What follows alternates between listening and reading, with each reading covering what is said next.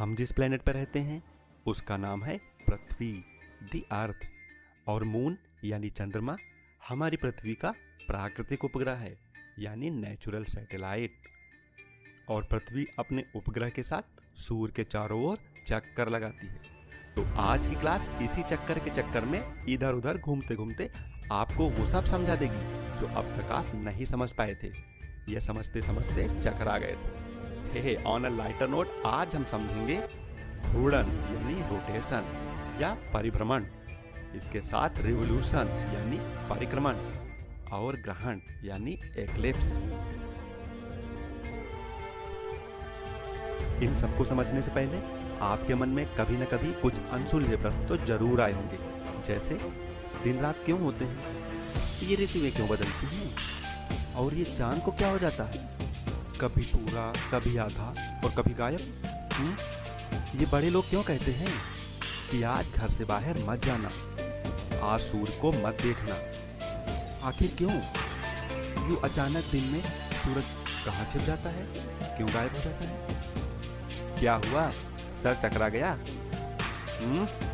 लेकिन घबराइए नहीं, क्योंकि इन सभी प्रश्नों का राज इन्हीं चक्कर में है जो ये लगाते हैं। आइए अब समझते हैं रोटेशन यानी घूर्णन या परिभ्रमण।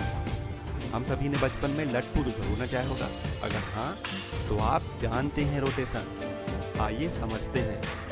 जब कोई पिंड या बॉडी अपने ही एक्सिस या धुरी पर चारों ओर घूमती है तो उसकी गति को घूर्णन गति या रोटेशन कहते हैं। जैसे घरों में लगा हुआ पंखा या आटा चक्की, इंजन, ये आदि अपनी ही धुरी पर चारों ओर घूमती हैं, चक्कर लगाती हैं, इसलिए इस गति को रोटेशन कहते हैं।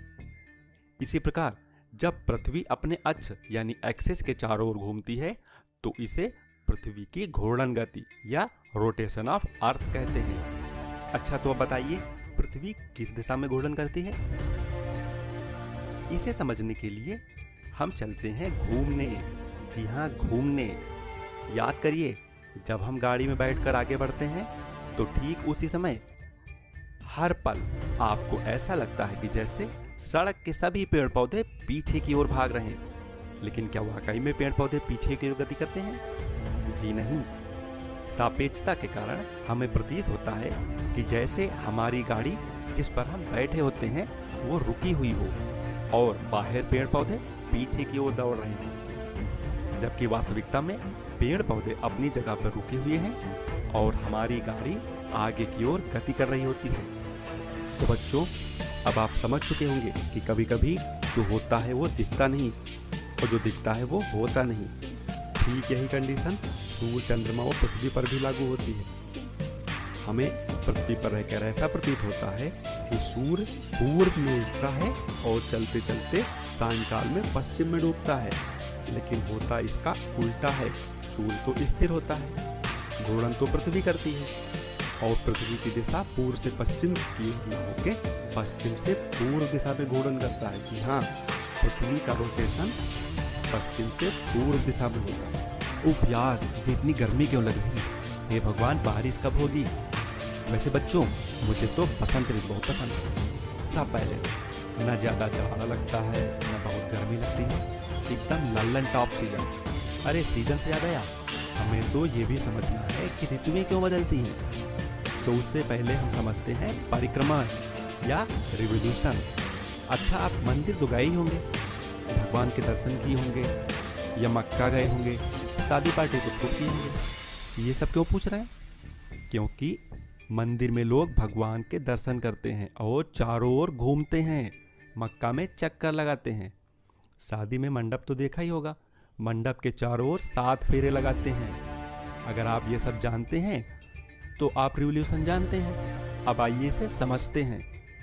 जब कोई वस्तु या पिंड किसी दूसरी वस्तु के चारों ओर घूमती है या चक्कर लगाती है तो इसे परिक्रमण या रिवोल्यूशन कहते हैं। जैसे पृथ्वी सूर्य के चारों ओर एक निश्चित कक्षा में चक्कर लगाती है तो पृथ्वी की इस गति को रिवोल्यूशन मोशन यानी परिक्रमण कहते हैं। पृथ्वी अपने अक्ष पर घूमने के साथ साथ दीर्घवृत्ताकार कक्षा यानी इलिप्टिकल पथ पर परिक्रमा करती है, जो कि 365 दिन व 6 घंटे में एक चक्कर पूर्ण करती है, जिसे हम पृथ्वी का परिक्रमण काल कहते हैं। सुविधा के लिए हम 365 दिन को ही एक वर्ष मानते हैं। इस प्रकार प्रत्येक चौथे वर्ष 6 घंटे के हिसाब से 24 घंटे यानी एक दिन अतिरिक्त मिल जाता है। अर्थात प्रत्येक चौथे वर्ष में 366 दिन होते हैं, जिसे आदि वर्ष या लीप वर्ष यानी लीप ईयर कहते हैं। लीप ईयर में फरवरी 28 दिन की न होके 29 दिन की होती है, जो हर 4 वर्ष में एक बार ऐसा होता है। दिन व घंटों की ये गणित तो आप समझ गए। अब इसे आप अपने दोस्तों को जरूर शेयर करिएगा।